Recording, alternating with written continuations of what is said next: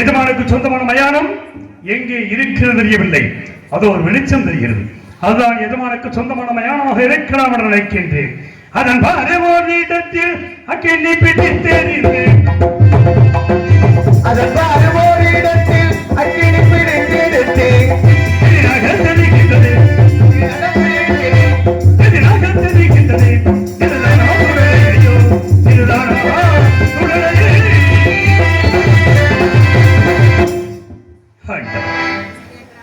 ரத்தின சிம்மாசனத்தில் அமர்ந்து 56 தேசத்தையும் ஆட்சி புரிந்த நான் இன்று இந்த பலனற்ற பாடை கம்புகளில் அமர்ந்து இந்த மயானத்தை காக்கும் அளவுக்கு என்னை கொண்டு வந்து நிறுத்திவிட்டாய் இறைவா. ஏன் எனக்கு இந்த நிலை இறைவா? ஏன் எனக்கு இந்த நிலை?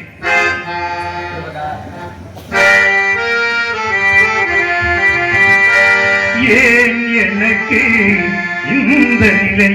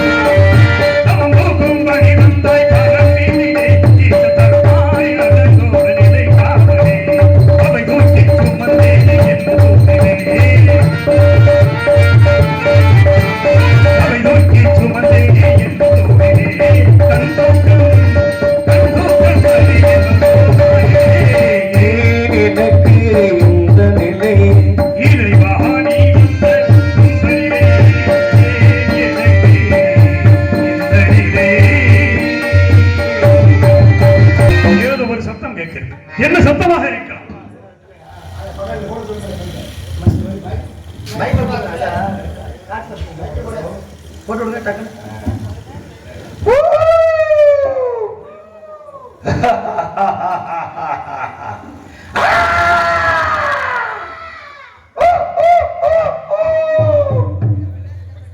ஐயா, யார் ஐயா தாங்கள்? இங்கு வருகின்ற மனிதர்கள் அனைவரும் எங்களை பார்த்தால் பயந்து ஓடிவிடுவார்கள். தாங்கள் மட்டும் தைரியமாக நின்று கொண்டிருக்கிறீர்கள் ஐயா. இங்கு வரும் மனிதர்கள் பிணத்தை கொண்டு வருவார்கள், எரிப்பார்கள் அல்லது புதைப்பார்கள். சிறிது நேரம் அழுது விட்டு சென்று விடுவார்கள். தாங்கள் மட்டும் பந்தலிருந்து பார்த்துக் கொண்டிருக்கின்றோம். அழுது புலம்பிக் கொண்டு சிவமே சிவமே என்று அந்த சிவநாமத்தையே பூஜித்துக் கொண்டிருக்கிறீர்களே. தாங்களை நெருங்கி வருகின்றோம், வர முடியவில்லை. அக்கினி சுவாலையாக வீசுகிறது, தெய்வீக புருஷனாக தென்படுகிறீர்கள். எங்கு பிறந்தீர்கள், எங்கு வளர்ந்தீர்கள்? தாங்கள் வரலாறை கூறுங்கள் ஐயா. என் வரலாற்றை கேட்க வேண்டும் என்றால் அதுவும் தெரிகிறார் மரம். அந்த மரத்தின் கிளைகளில் அமர்ந்து அமைதியாக இருங்கள், என் சரித்திரத்தை கூறுகிறேன். அப்படியே மறைந்திருந்து கேட்கின்றோம், கூறுங்கள் ஐயா. ஆண்டவன், எத்தனையோ தெய்வீக சிந்தனை உள்ள மனிதர்கள் நாம் இருக்கும் பொழுது இறைவன் அந்த பேய்களை வைத்து என் கதையை கேட்க வைத்திருக்கிறான். பேய்களிடத்தில்தான் என் கதையை சொல்ல வேண்டும் என்று வெளியிருந்தால் அதையும் சொல்லுகிறேன், கவனமாக கேளுங்கள். பிறந்தது மண்ணே,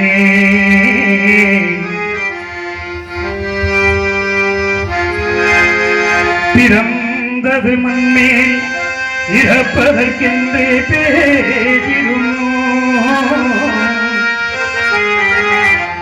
பிறந்தது மண்மேல், இறப்பதற்கென்றே பேசிடும். நன்னோ பிறந்தத சுகமும் துக்கத்துக்கு சொல்லும் கண்டேன் நான். கருந்தனை கோப்பி உடலையை காக்க கனிவு கொண்டேன். பரந்து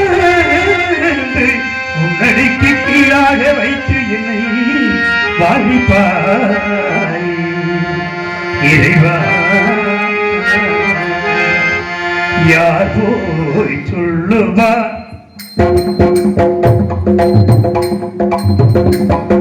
யார் போய் சொல்லுவா, யார் போய் சொல்லுவார் இந்த ஏழை மருத்துவம் வேலை அதனிடம் யார் போய் சொல்லுவார் சொல்லுவார்.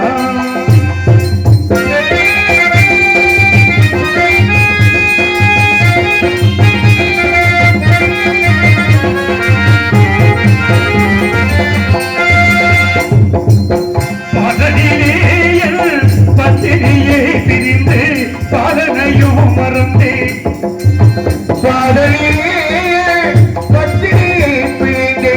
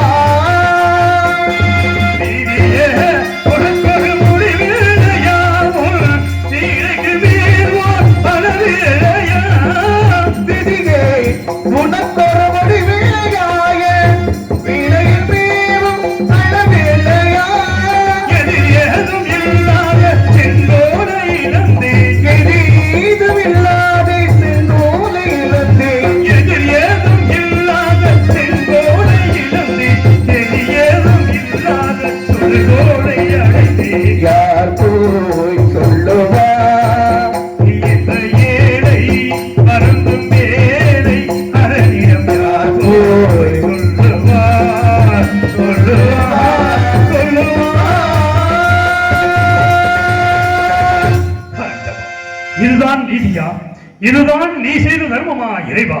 இது தர்மமா? இது தர்மமா? இது தர்மமா? ஜெகதீசாய பேர் வர்மமா வர்மமா இது தர்மமா? ஜெகதீசாய பேர் வர்மமா வர்மமா வர்மமா. ஆற்று வெள்ளம் விளங்கும் தேசிய உள்ளமும் ஒன்றும் தல்லறுபுகளறி சந்திர பெயர் வள்ளல் வல்லுரையல் மன்னர் மன்னரே எனது ராஜாங்கம் ஆண்டது போய் ராஜாங்கம் ஆண்டது போய் ராஜாங்கம் ஆண்டது போய் இப்போ நீ சாங்கமான வைத்தாரை தெய்வமே தெய்வமே. அங்கம் பங்கம் கலிங்கம் குருவிந்தம் கொப்பம் கோசலம் பிராணமும் புடமதி வெஞ்சியம் கொல்லம் மேற்பாளம் நடனம் கெங்கனம் கேகேயம் கேரளம் பல்லவம் சிந்து சீனம் சோனகம் திராவிடமும் துருவமும் சுந்தரமும் தீர்க்கமும் சோழையபுரம் அங்காளம் சிங்களம் கம்பீரம் பிராகம் மானோபுரம் பொங்காசம் மலையாளம் காம்போசம் காந்தாரம் பாண்டியம் பாஞ்சாலம் கடாரம் என்ற நாட்டை நான் அகலம் போய் நாட்டை நான் ஆண்டது போய் நாட்டை நான் அகலம் போய் சுடுகாட்டையின் கீழ் ஆரம்பித்தாய் தெய்வமே தெய்வமே. ஈட்டாகிடு தர்மமா ஜெகதீசாய பேர் வர்மமா வர்மமா வர்மமா. ஆரியத்தக்கனவன் சுவரில் மாதை மணந்து சுவரில் அவர் தனக்கு மகப் பிறந்த காரணத்தினால் காவிரி பிரமண சித்தி 27 பெண்களை பெற்றெடுத்தார். 27 பெண்களை பெற்றெடுத்து அசிமணி பரணி கிருத்திகை ரோகிணி மிருகசம் திருவாதிரை புனர்பூசம் பூசம் ஆயில்யம் மகம் புறமுத்திரம் அஸ்தம் சித்திரை சுபாதி அனுசம் கேட்டை மூலம் புராண உத்திராடம் திருவணம் விட்டம் சிறியம் புரட்டாதி உத்திரட்டாதி ரேவதி விசாகம் என்று 27 பெண்களுக்கு நாமமிட்டு 27 பெண்களும் தக்க வரும் வந்தவுடனே 16 கலையுடைய சந்திரனை அழைத்து 27 மதங்களை மனம் செய்து கொடுத்து ஏகபோகமாக இல்லறம் நடத்தக்கிறது என்று சந்திர மண்டலம் அனுப்பி வைத்தார். ஈட்டாகிடு தர்மமா ஜெகதீசாய பேர் வர்மமா வர்மமா வர்மமா. சந்திரபுரம் இருப்பிடம் சென்றவுடனே அழகிலே சிறந்த ரோகியோடு மாத்திரம் மேம்பட்டு வந்ததினால் மற்ற 26 மாதங்களும் மனம் பருந்தி தந்தையாகிய தக்கனிடத்தில் வந்து புரிகிற தக்கனுக்கு கோபம் வந்து அப்படியா செய்தான். இப்பொழுது அவனது ஊராக்களைகளும் ஈரமாக போகட்டும் என்று சாபமிட்டவுடனே சந்திரன் சோரசக்கலைகள் அத்தனையும் இழந்து இருளில் மூழ்கினான். இருளிலே கண்ட மாதர்கள் மனம் மறந்தி மீண்டும் தந்தையாக தக்கடத்தில் வந்து என் நாயகனுக்கு வந்த விபத்துகளை போக்குங்கள் என்று சொல்ல மக்கள் மீது இரக்கம் கொண்ட தக்கன் மீண்டும் சந்திரனை அழைத்து ஒரு பக்கம் கலைகள் தேயவும் மறுபக்கம் கலைகள் வளரும் என்று சாப விமோச்சனம் கொடுத்து சந்திர மண்டலம் அனுப்பி வைத்தார். ஈட்டாகிடு தர்மமா ஜெகதீசாய பேர் வர்மமா வர்மமா வர்மமா.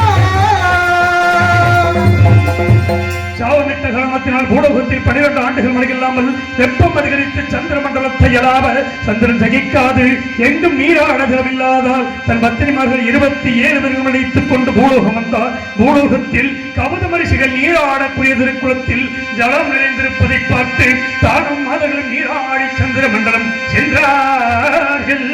மறுநாள் காலையில் கவதமன திருக்குளத்திற்கு வந்து பார்க்கும் பொழுது அங்கே கனிந்த புஷ்பங்களும் உதிர்ந்த ரோமங்களும் நீர் அணைக்கும் மஞ்சள் நிறமாக இருப்பதை பார்த்து கோபமுற்று இந்த திருக்குளத்தில் யாரோ நீராடி சென்றிருக்கிறார்கள். இது என்ன இன்றி இந்த திருக்குளத்தில் ஆண்கள் நீராடினால் பெண்களாகவும் பெண்கள் நீராடினால் ஆண்களாகவும் போக்கிறது என்று சாபமிட்டாரே. ஈட்டாகிடு தர்மமா ஜெகதீசாய பேர் வர்மமா வர்மமா.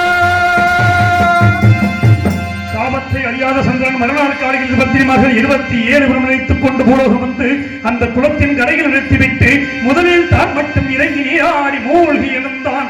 மூழ்கி எழுந்த சந்திரன் அழகிய பெண்ணுருவாக மாறி கரைக்கு வர பெண்கள் கண்டு மனம் பருந்தி ஸ்ரீமன் நாராயணனுக்கு தவம் செய்ய தவத்திற்கு மகாவிஷ்ணுமனர் அங்கு வந்து பெண்ணுருவா என்ற சந்திரனை பார்த்து அவனிடத்தில் கொஞ்சி பேசி மறைமுகமான சோலைவனத்தில் அழைத்து போய் கூட மகாபாதகனாகிய நான் பிறந்தே தர்மமா இது தர்மமா இது தர்மமா குழந்தையை என்னை தலையிலே கிடத்திவிட்டு பெண்ணுருவா என்ற சந்திரனை மீண்டும் திருக்குளத்தில் மூழ்கும்படி செய்து சுய உருவை கொடுத்து சந்திர மண்டலம் அனுப்பி வைத்தார்.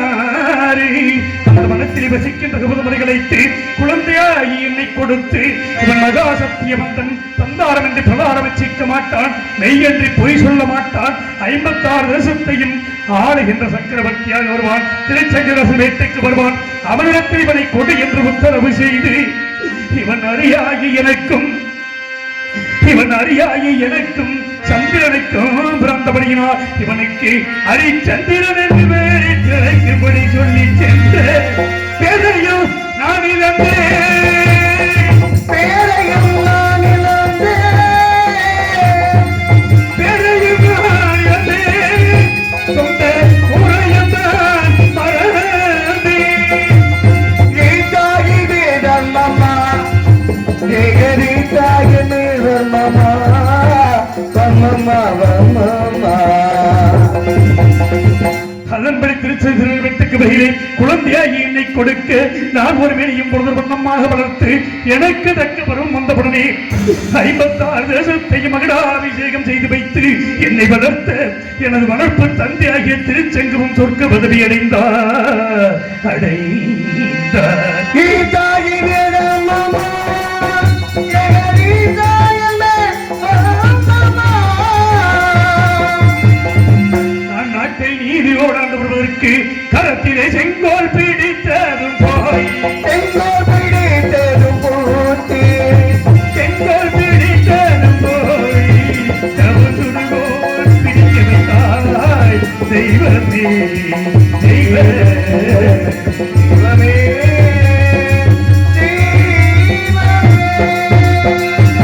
நான் நாட்டை நீதியோடு ஆண்டு வருகிறே 2 யாத்திரிவாசிகள் வந்தார்கள்.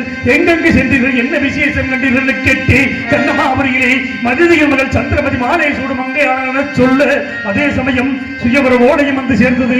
உடனே ரதத்தை சுத்தப்படுத்தி கண்ணமாபுரி புறப்பட்டு சென்று செல்லும்படியில் மருதம் முல்லை நெய்தல் குறிஞ்சி என்ற நிலங்களை கடந்து இந்த பாவியாகி நான் பாலைவன வழியாக பிரவேசித்தேன். அப்பொழுது காளியாதவியின் ஆலயத்தை கண்ணுற்ற மாத்திரத்தில் நற்றேரை வெற்றிறங்கி நாயகியை தொழிலிருந்தின் நிராசன் முற்றேரை நோக்குதல் முடிவேந்தன் கருணை விழி இமைகள் காக்க கற்றேறும் கற்பனையும் கற்கனையும் கற்சிலையும் கண்ணி முன்னே பொற்றேறும் பொற்கனையும் பொற் சிலையாய் பொழிந்ததன். அம்மா காளிகதவி முன்னமே கல்லாக இருந்த தேர் குதிரை வில்லன்பு 4ம் இப்பொழுது கண்களுக்கு பொருளாக தெரிய காரணம் என்னவென்று கேட்டு அடே ஹரிச்சந்திரா, இது உனது மூதாயில் ஒருவனான மரணனானவன் இந்த தேர் குதிரை வில்லன்பு 4 இங்கே கொண்டு வந்து நிறுத்தி இதை கல்லாக செபித்து இது யாருடைய கண்களுக்கு பொன்னுருவாக தெரிகிறதோ அவனுக்கு கொடி என்று சொல்லி சென்றான். இது உன்னுடைய கண்களுக்கு பொன்னுருவாக தெரிந்தபடியினால் நீயே எடுத்துச் செல் என்று சொல்ல நான் ஆனந்த சந்தோஷத்தோடு காளியாதேவி கொடுத்த நிழலை ஏறி கண்ணமாபுரி புறப்பட்டு சென்று சுயவர மண்டபத்தை அடைந்து எனக்குரிய ஆசனத்தில் அமர்ந்திருந்து சந்திரமதியானவளின் கழுத்தில் மாலை ஏந்தி என் முன் நோக்கி வர அவர் கழுத்தில் மாங்கல்யம் படீர் என்று எனக்கு கோபம் வந்து மதிய மன்னனை அழைத்து ஏற்கனவே திருமணம் முடித்து கொடுத்த மாதக்கு மீண்டும் சுயவரம் வைத்திருப்பது எங்களை எல்லாம் அவமானப்படுத்தவா என்று கேட்டேன். உடனே மதிய மன்னன் மற்ற தேசத்தரசுகளை பார்த்து இந்த ஹரிச்சந்திர மன்னன் என் மகள்களத்தில் மாங்கல்யம் இருப்பதாக கூறுகின்றானே, உங்களுக்கு எல்லாம் தெரிகிறதா என கேட்க மற்ற தேசத்தரசர்கள் எல்லாம் என்னை பார்த்து நகைத்தார்கள். ஆகாயத்தை நோக்கி அதிரி தோன்றி அரை ஹரிச்சந்திரா, இவர் பிறக்கும் பொழுது மாங்கல்யத்தோடு பிறந்தவள். இந்த மாங்கல்யம் யாருடைய கண்களுக்கு பொன்னுருவாக தெரிகிறதோ அவன்தான் இவளை மணக்க தகுந்தவன். இது உன்னுடைய கண்களுக்கு பொன்னுருவாக தெரிந்தவர்களால் நீயே மனம் செய்து கொள், சந்தேகப்பட வேண்டாம் என்று சொல்ல நான் ஆனந்த சந்தோஷத்தோடு சந்திரமதியை மாலை சூடி கோசலி நாட்டுக்கு அழைத்து சென்று நாங்கள் சந்தோஷமாக வாழ்ந்த காலத்தில் எனக்கோ மகனை பெற்றெடுத்தார்.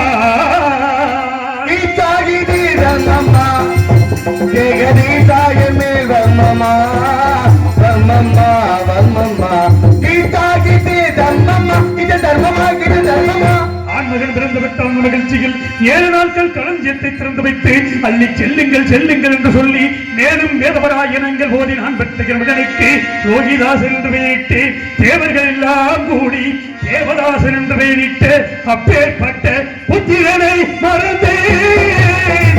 புத்திரனை மறந்தேன். புத்திரனை மறந்தேன் என்ற பத்தினியை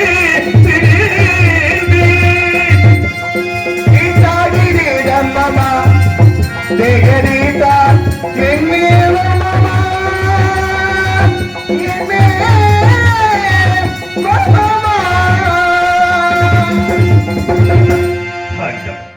ஆதியிலும் அடிமை அல்ல, ஜாதியிலும் அடிமை அல்ல, பாதினாளில் அடிமையாகி மயானத்தில் வந்து பரிதவிக்கும் முடிவை கொடுத்து வைத்தாயே இறைவா. ஆதியிலும் அடிமை அல்ல, ஜாதியிலும் அடிமை அல்ல, ஆதியிலும் அடிமை அல்ல, ஜாதியிலும் அடிமை அல்ல, ஆதியிலும் அடிமை அல்ல, ஜாதியிலும் அடிமை அல்ல, பாதியில் அடிமையாகி நான் என்ன செய்வேன்? பாதியில் அடிமையாகி நான் என்ன செய்வேன்? பாதியிலே அடிமையாகிறேன். நான் என்ன செய்வேன்? பாதியிலே அடிமையாகிறேன்.